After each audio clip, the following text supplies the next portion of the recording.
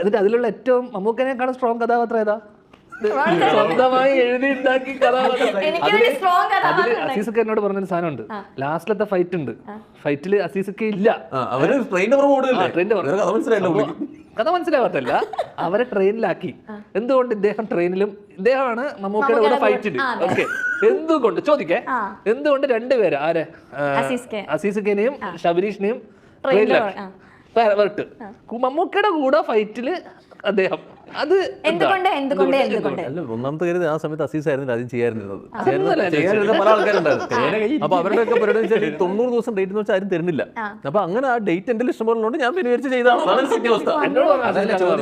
എന്താണ് ഡേറ്റ് ഇല്ലെങ്കിലും ആ ട്രെയിനിൽ പോകുമ്പോ അവരെന്തായാലും പോകണമല്ലോ അല്ലേ? ഡേറ്റ് ഉള്ളതുകൊണ്ടാണല്ലോ ട്രെയിനിൽ കയറി പോയത്. ഇപ്പഴത്തെ ആ ട്രെയിനിൽ പോയി എടുക്ക് ഷൂട്ട് ചെയ്യാൻ നല്ല പണിയുണ്ട്. അങ്ങോട്ട് പോയി തിരിച്ചിങ്ങോട്ട് വന്നു, അങ്ങോട്ട് പോയി തിരിച്ചിങ്ങോട്ട്. ഞാൻ അങ്ങനെയല്ല, ഞാൻ വയനാട് കാടുകൾ ഫുള്ള് യാത്ര ചെയ്ത് അത് നമ്മൾ മനസ്സിലാക്കണം. ബുദ്ധിമുട്ടിന്ന്